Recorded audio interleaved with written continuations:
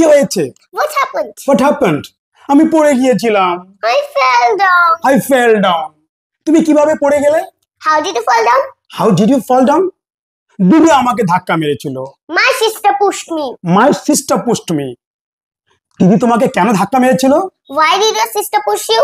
Why did your sister push you? আমি দিদির ভাগের চকলেটগুলি খেয়েছিলাম। I ate my sister's share of chocolates. I ate my sister's share of chocolates. তাই সে রাগ করে আমাকে ধাক্কা মেরেছিল। So she got angry and pushed me. So she got angry and pushed me. তুমিও কি তাকে ধাক্কা মেরেছিলে? Did you also push her? Did you also push her? না আমি মারিনি। No, I didn't. No, I didn't. তুমি কি ব্যথা পেয়েছো?